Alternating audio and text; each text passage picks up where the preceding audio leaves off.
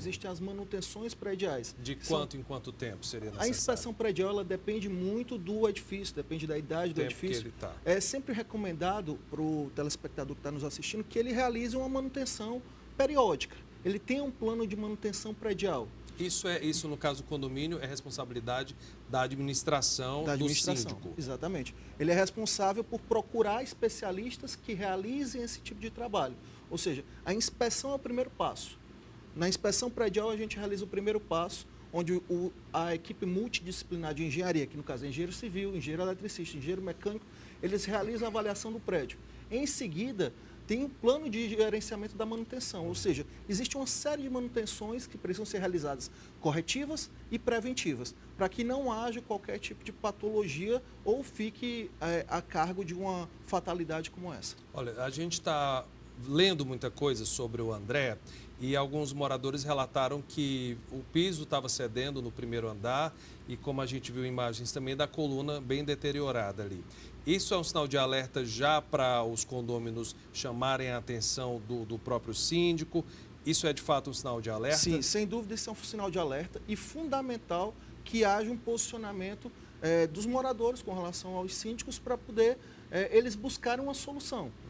Normalmente, quando há uma fatalidade dessa, em raríssimos casos, sempre o prédio dá sinais de deterioração antes mesmo de qualquer tipo de problema. Então, é fundamental que se haja alguma rachadura, haja alguma patologia aparente, que mesmo pessoas leigas conseguem identificar, é necessário que chame o síndico. É bem estético mesmo. Exatamente. Se está feia ali a situação... Exatamente. Chame logo o síndico para poder fazer todo o processo de engenharia naquele prédio. Mesmo que a gente more numa área de muita salubridade, as ferragens têm uma tendência a oxidar muito rapidamente. Sim. Isso já é um sinal de que tem coisa errada. Isso já é um sinal e precisa, repito, do plano de manutenção predial. É fundamental que os prédios eles comecem a ter essa filosofia. A sociedade cearense ela precisa evoluir para esse patamar. A inspeção e o plano de manutenção. E isso seja rotina para que não haja esse tipo de problemas futuros. Não deve ter sido o caso do André, mas se eu optar por fazer uma reforma no meu apartamento, eu devo comunicar também e pedir essa vistoria para evitar qualquer Sim, problema? É fundamental que haja tanto uma comunicação com o síndico quanto com o profissional para que ele faça uma avaliação da estrutura do prédio e possa lhe dar um parecer formal com relação à sua reforma que você deseja realizar. Thalisson, eu vou até ver se a gente consegue colocar a imagem de 2 episódios, um mais recente, um mais antigo aqui em Fortaleza, o desabamento do prédio parcial, do prédio lá no bairro Maraponga, por conta das vigas de sustentação. E em 2015, se eu não me engano, teve o desabamento daquela obra de uma varanda aqui no Meireles também, que essas são as imagens do prédio de hoje, inclusive, imagens de segurança. Mas a gente já vai mostrar. Essas obras, os 3 têm coisas parecidas, 2 estariam em obra, no caso o André hoje e o do Meireles, da varanda, e o da Maraponga, o problema seria nas colunas de sustentação. É mais uma prova de que é melhor prevenir mesmo, porque se tivesse sido vistoriado, teria sido evitado muito problema? Sem dúvida. A manutenção preventiva, ela é a fundamental. Esse é o prédio da Maraponga que a gente está falando. A manutenção preventiva ela é fundamental para que a gente evite esse tipo de problema. Ou seja, se a gente não tiver a consciência de que é necessário fazer a prevenção, toda hora a gente vai ficar fazendo apenas a corretiva. Paliativa. Corretiva, até que um ponto que não se pode mais fazer uma corretiva e tem um problema maior. A pergunta é, custa muito caro?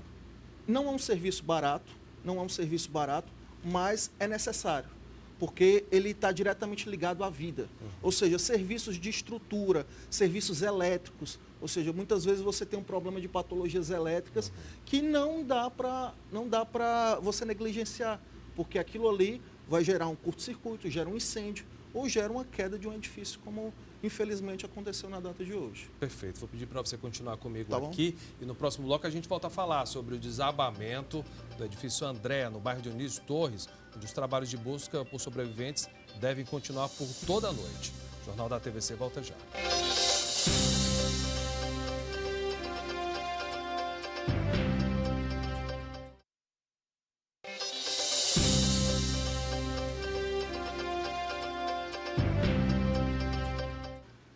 Jornal da TVC está de volta, acompanhando ao vivo o resgate das vítimas do desabamento do edifício André, no prédio aqui no bairro Dionísio Torres.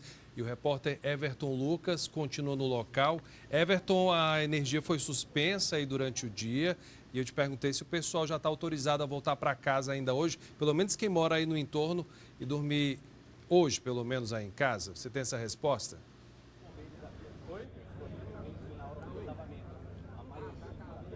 Pois é, Cristian, a gente viu que durante toda essa tarde, vários moradores aqui desse entorno chegavam, perguntavam se poderiam entrar nas suas casas, mas não.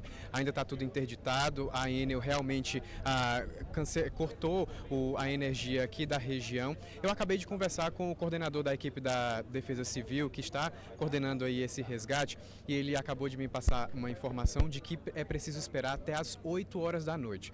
Às 8 horas da noite, o Corpo de Bombeiros vai fazer um levantamento, vai fazer um balanço dos trabalhos e só depois disso é que a Defesa Civil, juntamente com o Corpo de Bombeiros e a Polícia Militar, vai poder determinar se esses moradores vão poder dormir em casa hoje.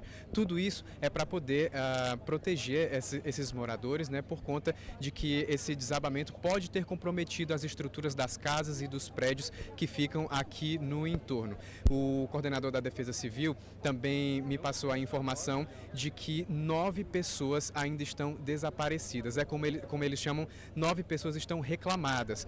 Pessoas que estão na lista que eles fizeram, na relação que eles fizeram, de acordo com informações de familiares e amigos, 9 pessoas ainda podem estar debaixo dos escombros. Depois dessa reunião, às 8 horas da noite, que o Corpo de Bombeiros, junto com a Cruz Vermelha, junto com a Defesa Civil, vão realizar, é que eles vão poder definir se os trabalhos vão entrar pela madrugada, as buscas por mais vítimas, ou então eles vão ter que cessar, enfim.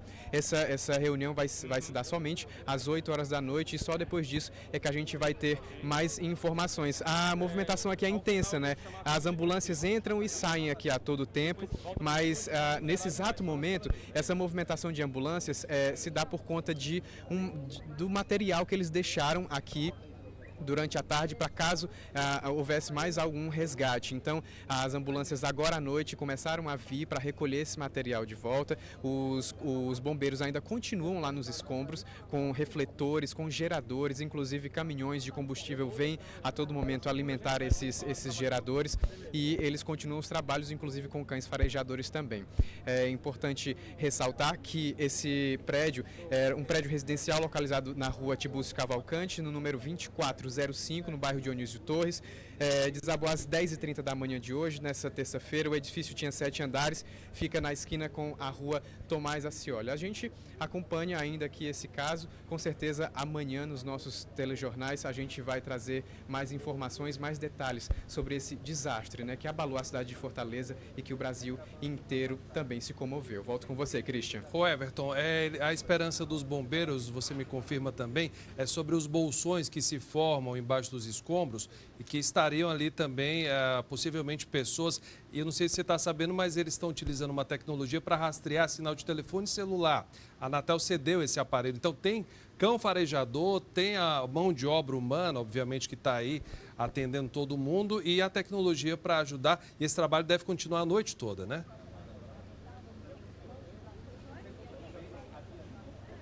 Exatamente, Christian. Inclusive, o perímetro de isolamento ele foi aumentado durante a tarde por conta que, inclusive, os policiais militares e o Corpo de Bombeiros passaram essa informação para a gente.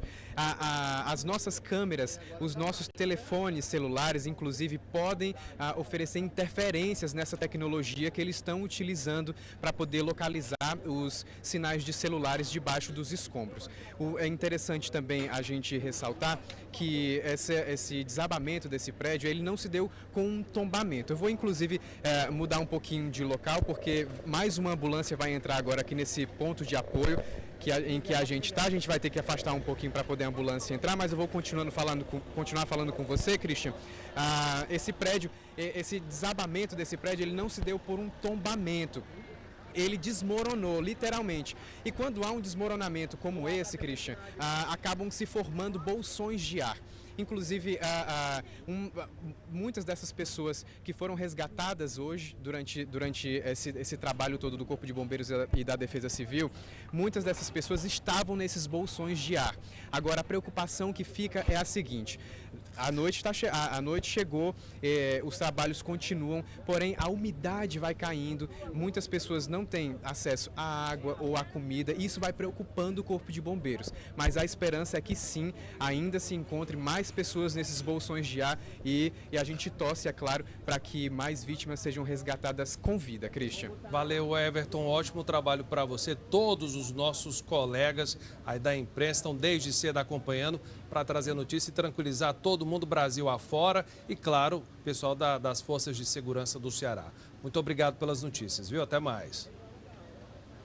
Olha, as pessoas resgatadas estão sendo levadas primeiro para o IJF e em seguida encaminhadas para outros hospitais particulares. O repórter Leonardo Marinho acompanhou a chegada de uma das ambulâncias, conseguiu falar com o filho de uma das vítimas.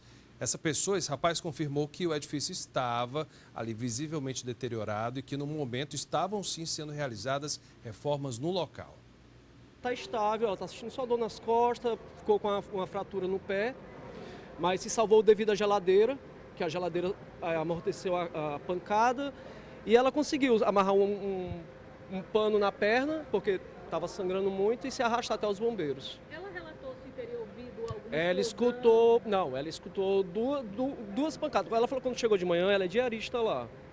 Quando ela chegou de manhã, ela viu a reforma, estava tendo uma reforma, que era anunciado aquilo ali cair, porque faz muitos anos, o prédio, o primeiro piso era dessa forma, afundou, e agora as colunas estavam tudo abertas e eles estavam reformando.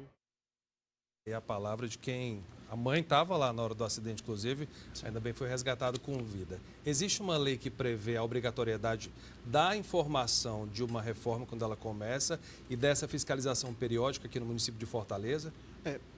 Existe uma lei desde 2012 da inspeção predial, na qual a prefeitura ela é responsável por essa atuação A e fiscalização também. E existe também o conselho, o CREA. Toda obra que vai iniciar, é necessário que o engenheiro emita um RT, anotação de responsabilidade técnica. A gente até tem essa informação do André, que foi emitida essa RT ontem, no valor de R$23 mil, que está sendo questionado, que seria um orçamento baixo, inclusive. Você concorda? Depende muito do escopo da proposta. Do que seria feito, né? Depende muito saber o que é que seria ou não realizado naquele prédio. Porém, é necessário que no início da obra seja realizado a abertura da RT e ao término da obra seja encerrada a RT, dado baixa, e depois entregue ao cliente com relação a esse documento, para que ele tenha ciência da responsabilidade técnica daquele profissional quanto à obra, seja uma obra de reforma, uma manutenção ou uma construção também. Mas, Thalisson, enquanto cidadão eu vejo muita obra acontecendo sem nenhuma identificação de CREA ou de prefeitura, o que quer que seja.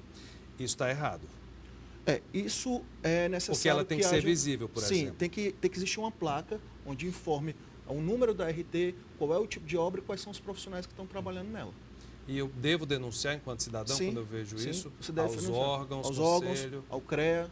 O CREA é fundamental nessa fiscalização. Que conselho você dá para o pessoal de casa que mora em prédio, deve estar todo mundo tenso, porque a gente tem muito prédio com mais idade aqui em Fortaleza e por conta do sal do mar, que todo mundo sabe que no nosso índice de salinidade aqui é muito alto, vê lá uma rachadura já começa a se preocupar. Tem como tranquilizar o pessoal? Sim, é fundamental que esse trabalho ele seja realizado o quanto antes. Ou seja, um trabalho de inspeção, um trabalho de prevenção e um trabalho de planejamento dessa manutenção. Desta forma, há como se evitar. Há como se evitar incêndios, há como se evitar transtornos, há como se evitar problemas maiores.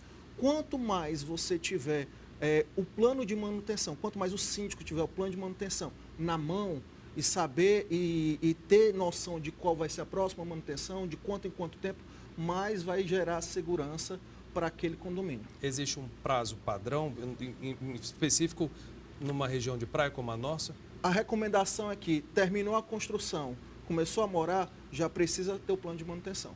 Perfeito. Thaleson, mais uma vez, muito obrigado. Obrigado. Volte sempre aqui, viu? Foi um Tá bom. prazer. Fica Um comigo abraço. para encerrar aqui o jornal. Eu vou ficando por aqui. Outras notícias no Jornal da Cultura, inclusive mais informações sobre desabamento aqui em Fortaleza. Você confere e eu te vejo amanhã, a partir das 18h30. Até lá.